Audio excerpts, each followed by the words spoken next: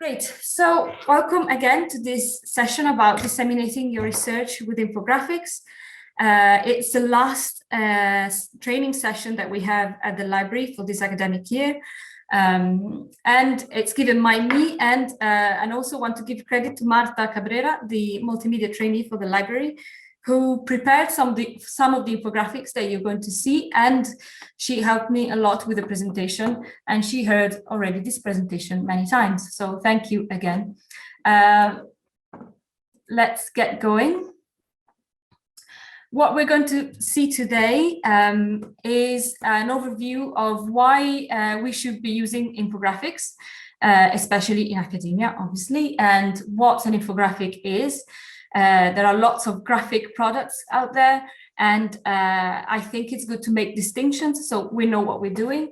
And then I'll try to put together a little guide on how to make an infographic. I have to say it's not an easy task when you do it for the first time. So I put together some general rules.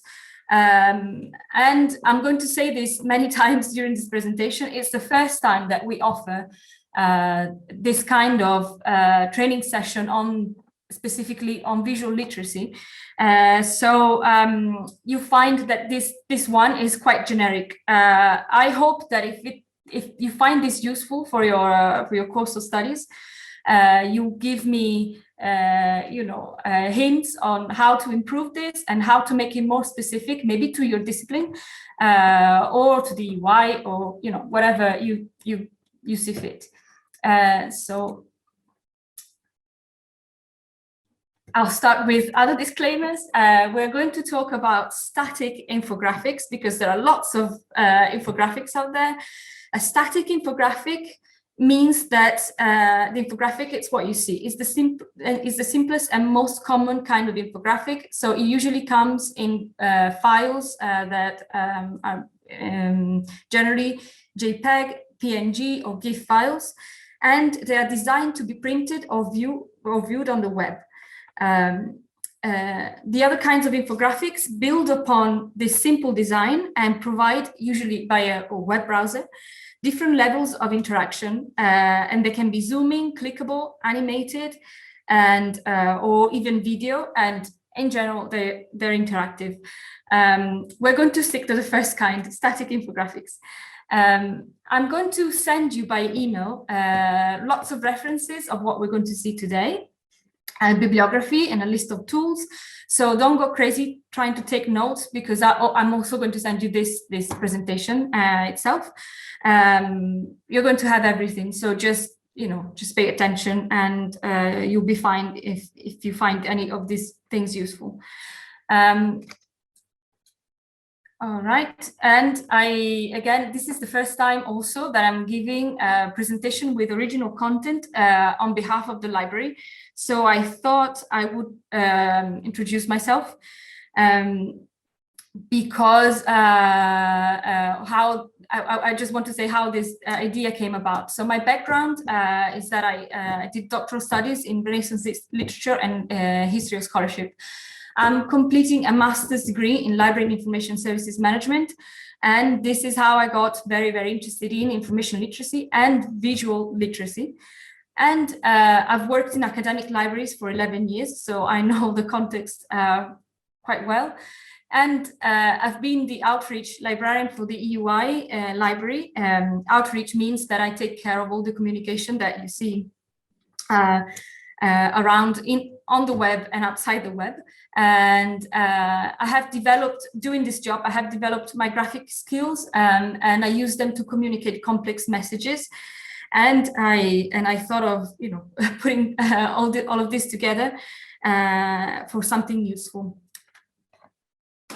And this is a little bit of publicity also for Serge. I wrote a chapter in a book that has been edited by Serge, the Handbook of Digital Public History, and it's about infographics and public history. So for those of you who are historians, this is coming out. I don't know when, we'll have to ask Serge, but pretty soon.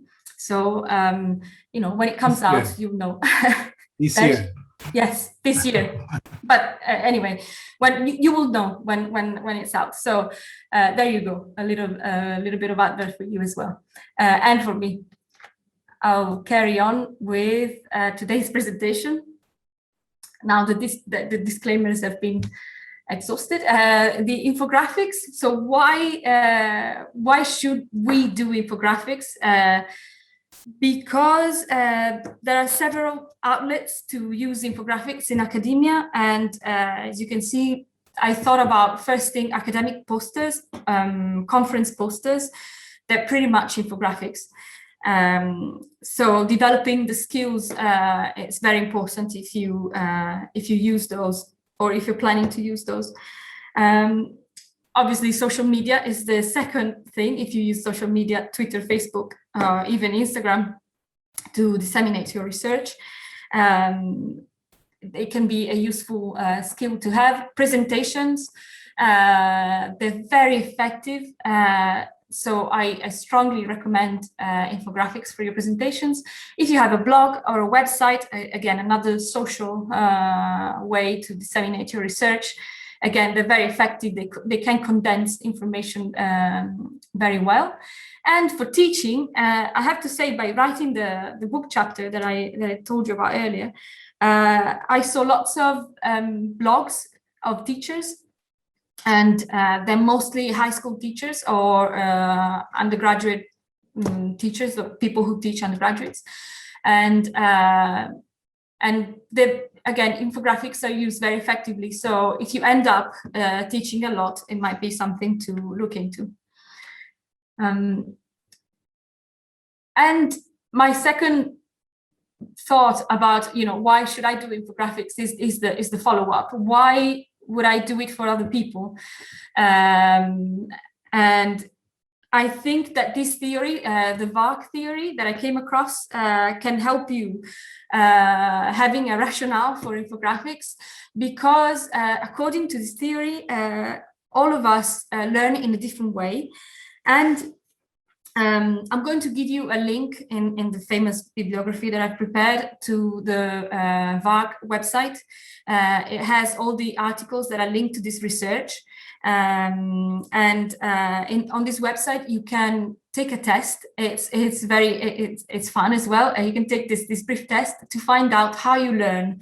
So anyway, the theory says that we have 4 main ways to learn, and that's VARK is the acronym for visual, oral, reader, and kinesthetic. So visual learners are helped by maps, diagrams, charts, graphs, etc. So by pictures. Oral learners learn better by listening. So with, podcasts, radio, or by listening to lectures. Reader and write learners are basically what we are taught to be since we joined primary school, and that's what the world expects from us. Learning by reading and writing. But you might know this already, but about yourself, this sometimes is not the best way to learn, or not the most effective for everyone. And finally, the kinesthetic learners learn by doing. So it's not always an option, but you also have that kind of learner. So in sum, whoever learns by visual aids has a strong preference for graphs, charts, and diagrams. So we do it for them. And I have to say, there is a strong research, scientific evidence suggests that most of us actually are mainly visual learners. So there you go. You have your reason for putting some effort into doing infographics. Now, as I've said many times already, this is the first time I do this training. So I would like to know why you joined this session. So if you give me just 1 second, I'll, trying to make this presentation engaging. So I'll share with you this link to a Jamboard, and you just, yeah, we can see it here. Just open a post-it like this. And could you please write to me why you're interested in infographics? So there must be reasons that I don't know about. So I'll be curious to know. And I'll leave a couple of minutes for you to leave me a post-it.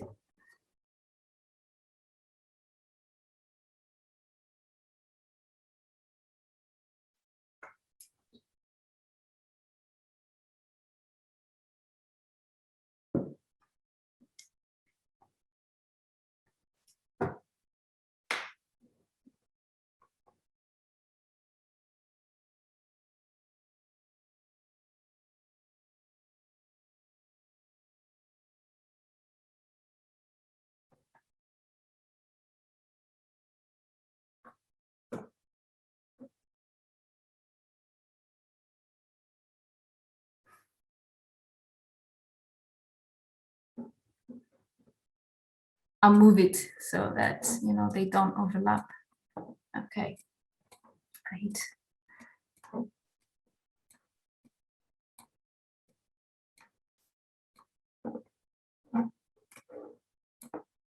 Oh, thank you for writing all this. It's heartwarming.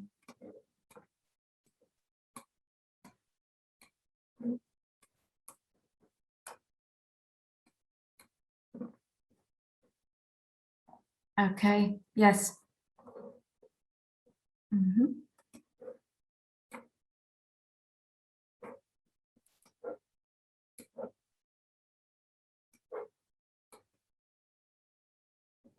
All right, this is great. Thank you for writing. So yes, the oh, nice. Give me new links. I'm always happy. I'll keep this and I'll read it carefully later with all the things that you gave me, because yes, what comes out, I think, is yes, the ability to communicate complex complex ideas and complex information in an engaging way. And I saw social media mentioned. Yeah, and infographics are cool, obviously, yes. Yes, grabbing attention and saving time for readers. Yeah, it's all very, very, very good. Thank you so much. You can go back to this later if you want. I'll be happy to read your contributions. So I'll keep going now that I know that you're with me. And let's move to what infographics are. Finally, let's get down to business. So infographics are objects. These are definitions, obviously, that are not mine, but objects constructed to deliver abstract, complex, and dense messages. And I like this quote a lot. An infographic reveals the hidden, explains the complex, and illuminates the obscure through illustrations, some short written explanations, and data visualization. So I like these definitions because they entail that behind infographics, there is a narrative. And I think you have to compare an infographic a little bit to a piece of academic writing, like an article. You just don't give the data just, you know, as a piece of information. You present an idea, a thesis, if you like, and you use the data you've collected to demonstrate the veracity of your idea and the strength of your idea. And you do it by accompanying the reader through the various stages of your argument. And I think an infographic should do a little bit the same job. So I'll give you an example of how this is done. With this is an infographic by Alberto Cairo. He's a Brazilian journalist who is chair of visual journalism at the School of Communication of the University of Miami. And we have one of his books at the library. I'm going to give you the reference. Is a book that is so much fun. I really enjoyed it, and I think you should check it out. It's on the shelf right now if you want to take it. This infographic specifically appeared in a magazine a few years ago, and I'm sure you've seen how infographics are appearing more and more on newspapers and magazines, especially since the pandemic. You see infographics about the pandemic everywhere. And I chose this specific infographic because it's one of my favorite ever, but it's because it's about a very dry topic. That's something I personally would never be interested in. And despite this, it's very engaging and very clear. I know that you probably can't read the letters because it's not very high resolution, but as I said, it's in the book. It's an explanation, and there is an English version. This is in Portuguese, but there is an English version online as well. It's an explanation of the reasons why Brazil only has 2 saints in the Roman Catholic Church, despite the fact that it's one of the largest Catholic countries in the world. So, not my favorite topic, but it's a great infographic, and I'll show you why. So it's clearly, all the sections are clearly marked on the infographic. So you have at the top the sources of this infographic, the source, where the information comes from. It explains the sanctification process according to the Catholic Church. You have a title there on your left, and the purpose of the infographic. Just beneath, there is the list of potential Brazilian saints, those that can make it. And on the right, you have a map of the world with the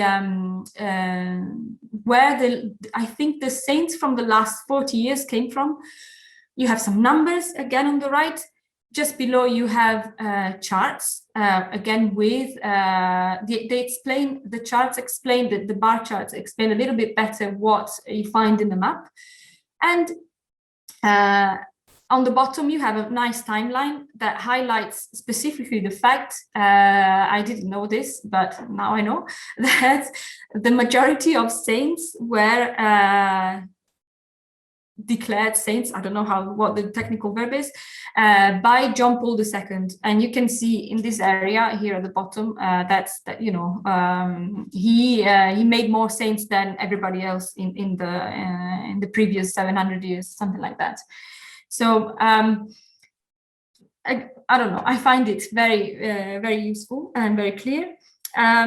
So from this, from this example, or in general, we can infer that the key elements of an infographic are the introduction with the title and a brief text for context, a key message, and for key message, you have a mix and match of different kinds of data visualizations, a conclusion or call to actions, which is optional, but I'll tell you how you can use it. It could be an invitation to read your article, for example. So you give a teaser in the infographic, you explain the main concepts, and then you say, well, go and read the article, and then you find everything. Or I've seen around infographics that give you a link to a YouTube video for more information. That is another option.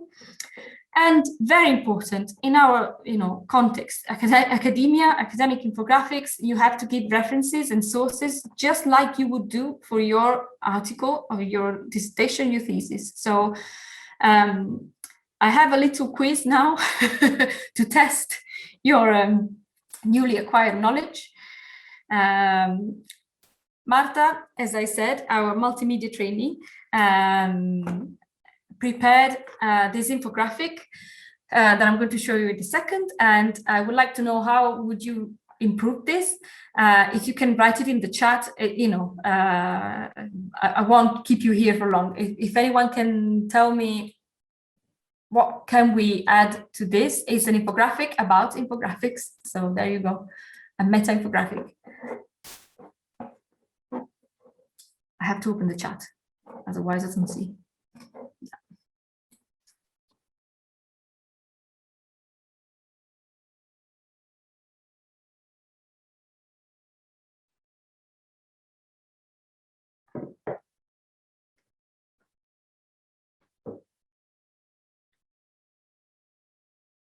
I'm going to give you a minute, and then I'll tell you the solution if nobody writes. or there can be more than one solution, but there is one thing that is clearly missing.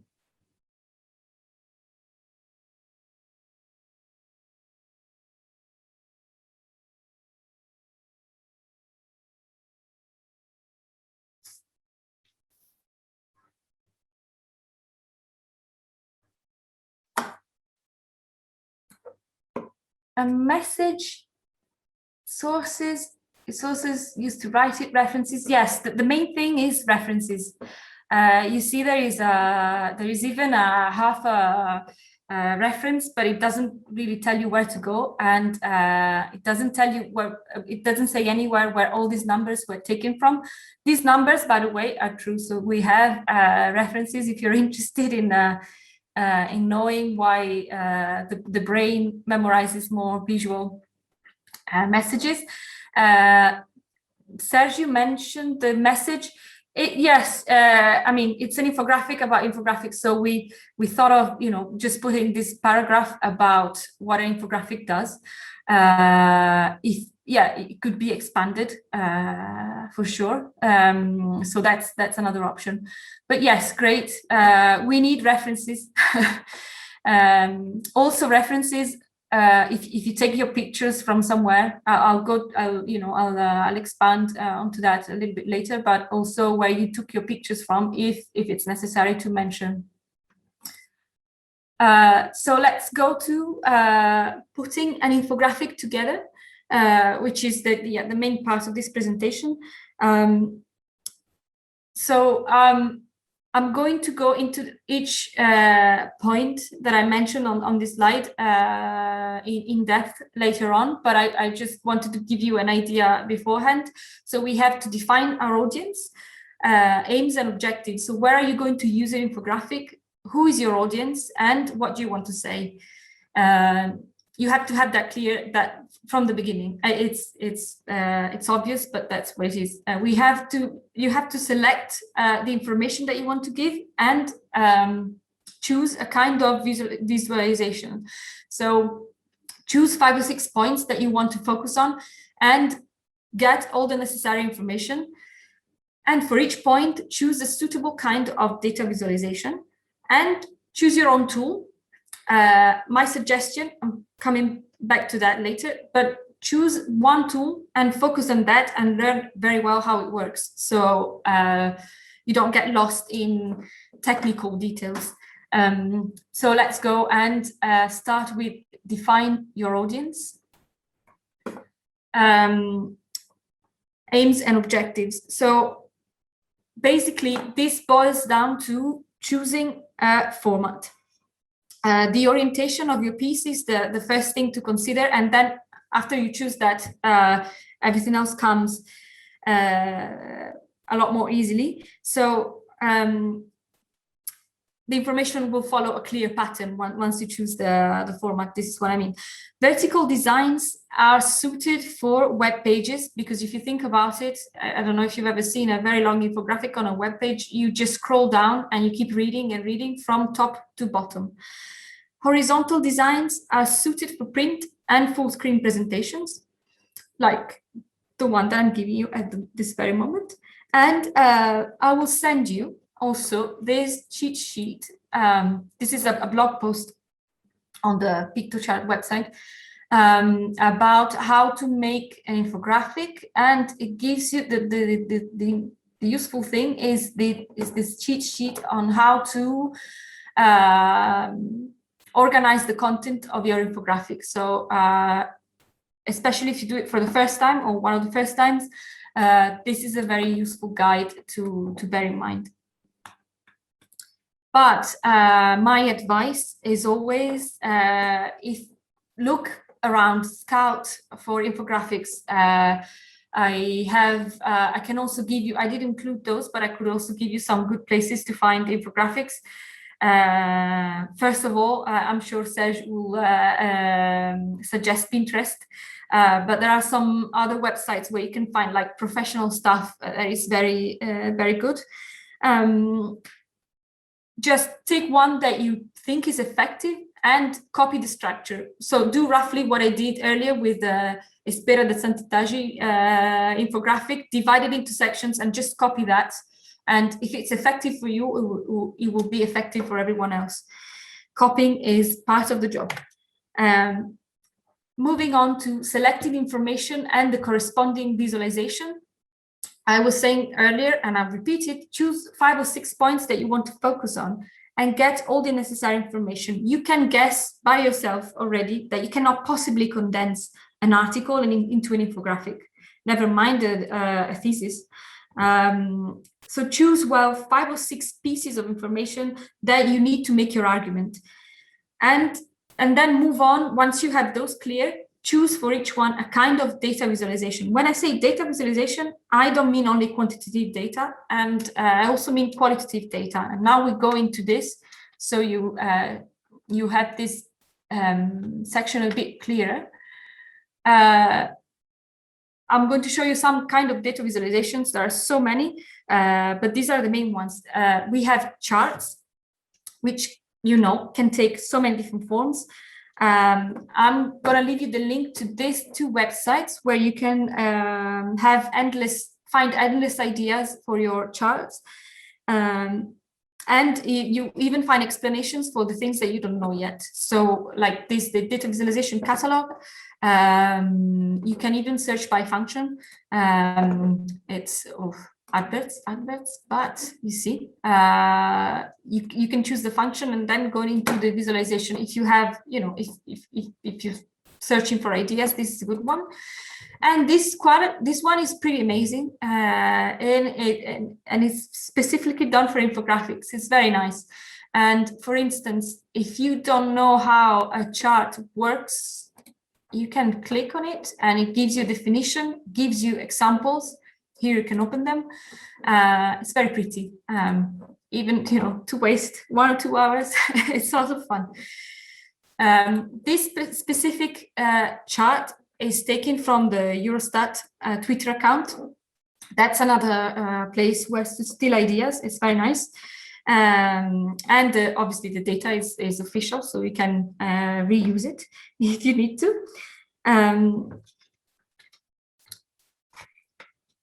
We have timelines, which is self-explanatory, quite easy to make, and I think they're a resource that is useful just not just for historians. So a timeline is always a nice option if you want to take it into account.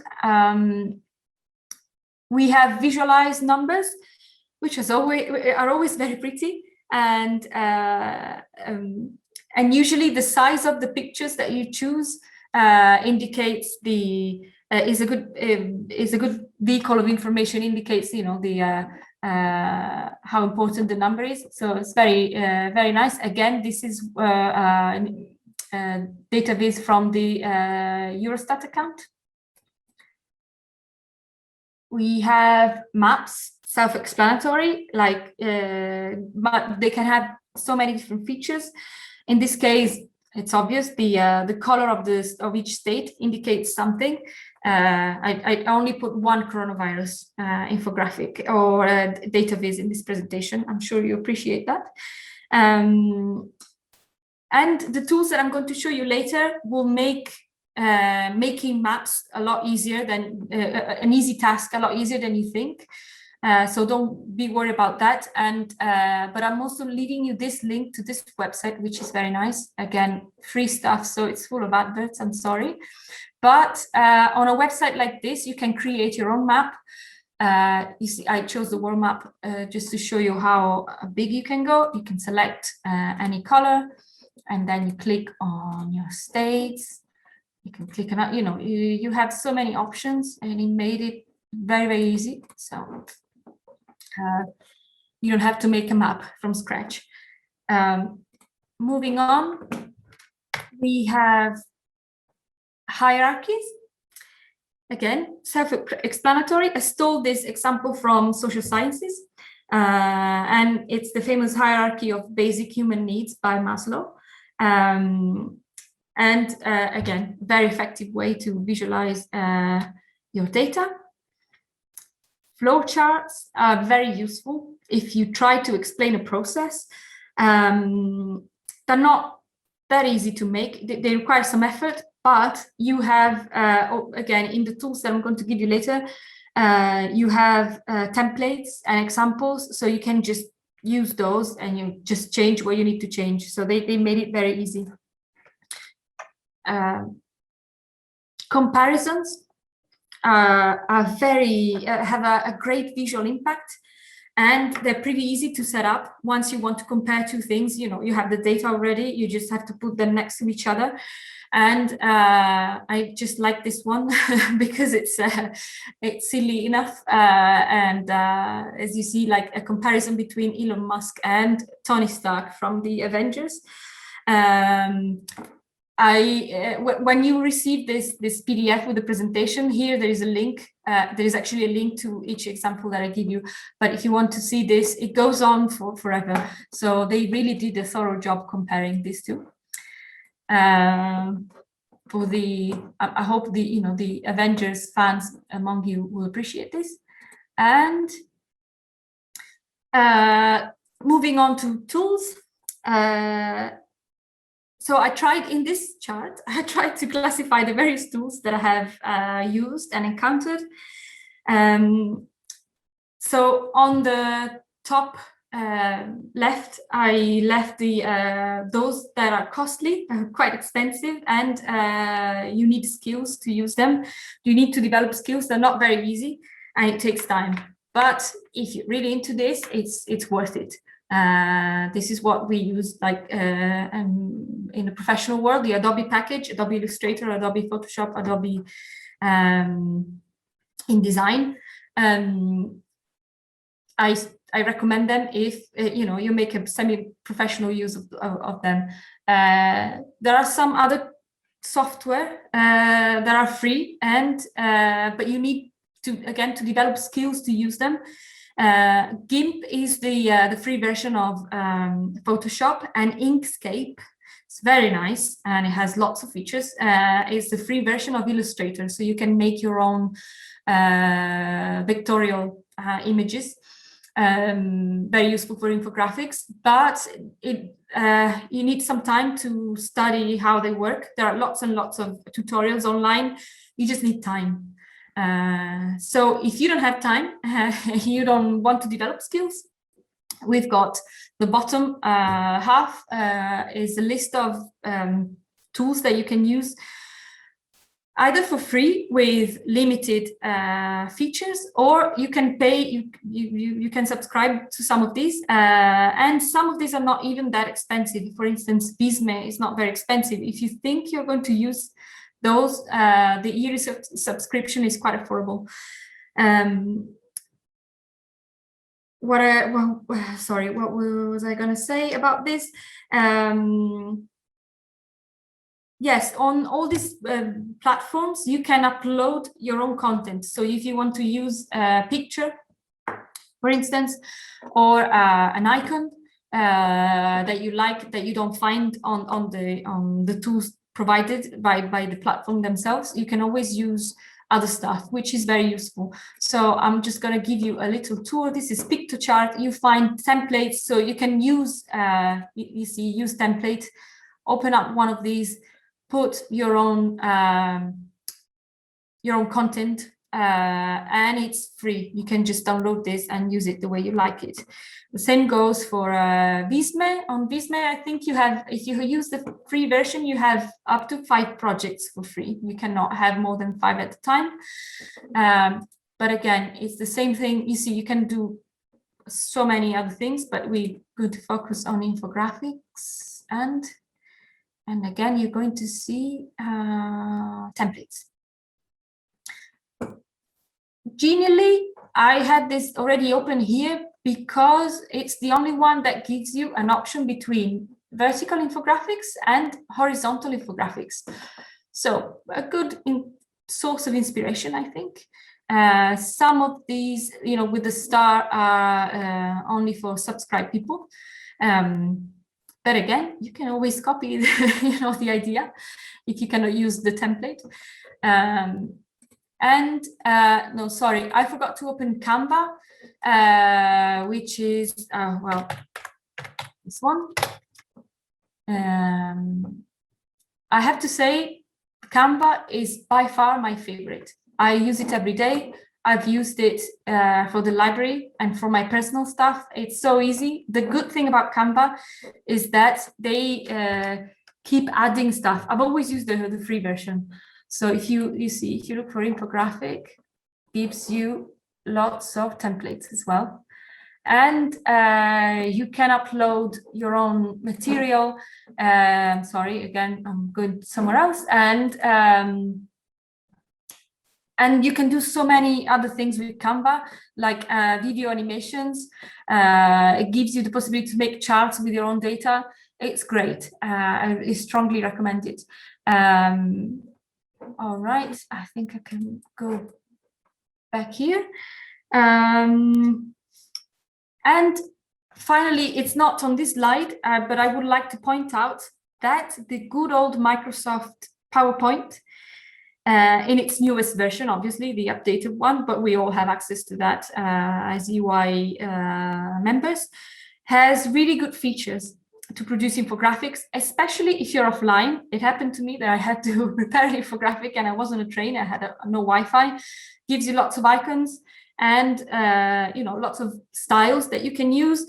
I don't know if you've ever tried this, but you can even choose your own format. So if you want to make a very narrow and long one, you can do what you want really on PowerPoint. And the great thing is that if your quantitative data is already on Microsoft Excel, you can produce charts with data coming from there. So it's very practical. So, it's a good option, I think. So give that a try.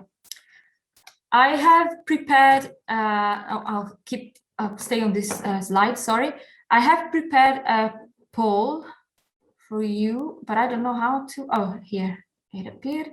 So if you could tell me, always, for future training and for my own purposes, if you've ever used one of these tools before, you would, do me a great favor. So I will launch the poll. You should be able to see it now. Yes, I can see somebody's voting, so it's working.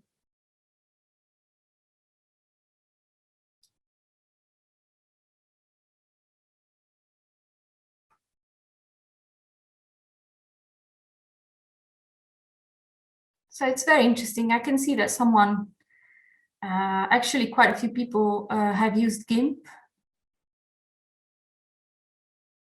Yeah. And someone like the second, apart from Adobe, is Canva. So yes, Canva is super popular because it's the best. Okay. Thanks for voting. I will end it now. It's all very useful to me. So we can maybe focus on GIMP in the future. That would be maybe useful to some of you. Okay. I can share the results if you're curious. I didn't know I had that option. And I'll download the results for myself. Okay.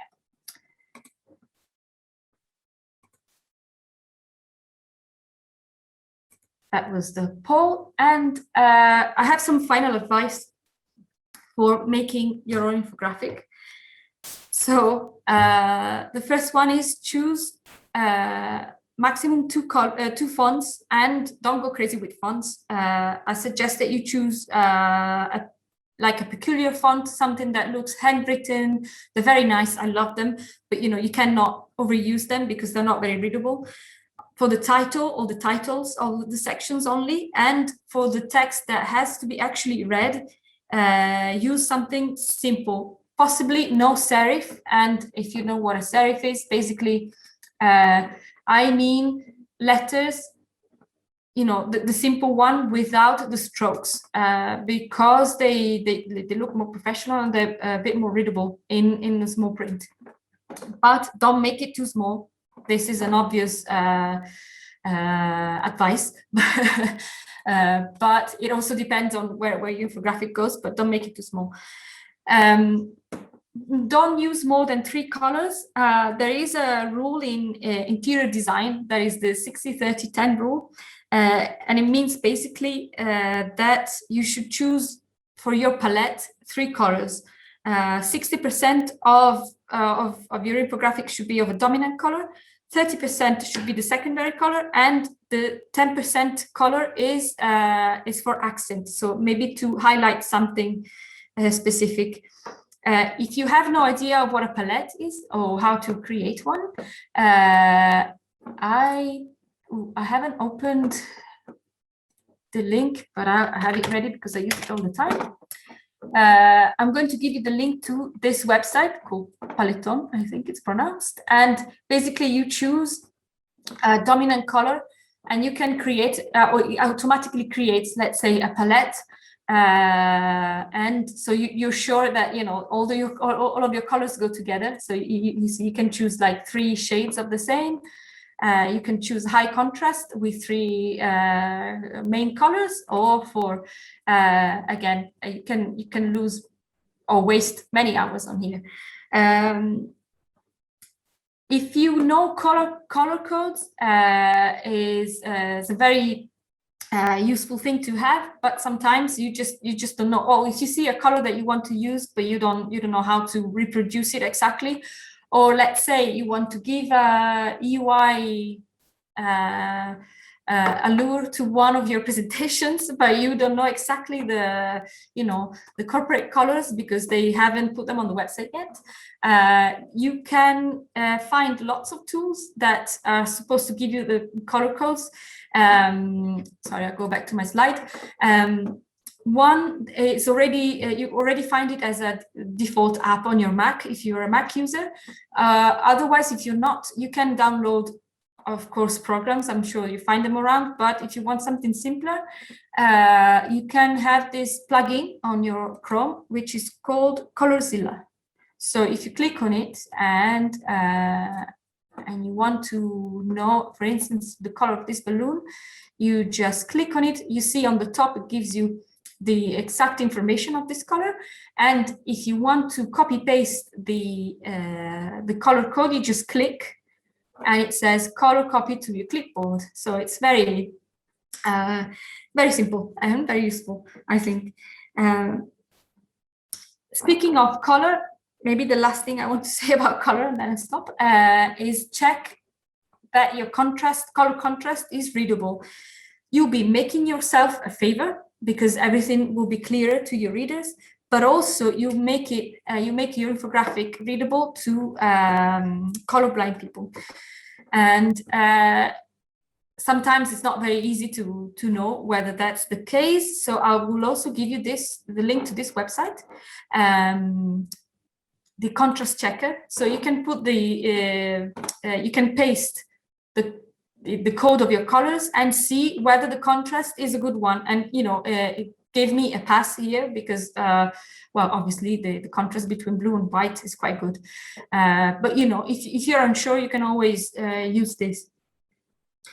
I think this is very important. I was going to forget it. The last point is use Creative Commons graphics and make sure, or photos if you want to put photos, and make sure you acknowledge your sources when needed. So not just the sources of information, but if you use any image that should be acknowledged, just do it, and don't use anything that you shouldn't use. But we just had a session on copyright, so I think you all know what to do. And finally, I'm nearly done. I'm happy I kept it under an hour. I just wanted to give you a good example and a great one, actually, that Marta made. Let me just find it. I don't know where I put it. Here. An infographic about the EUI.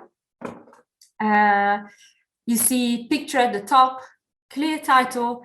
This is what the infographic is about. I'm sure you read this paragraph many times. I have.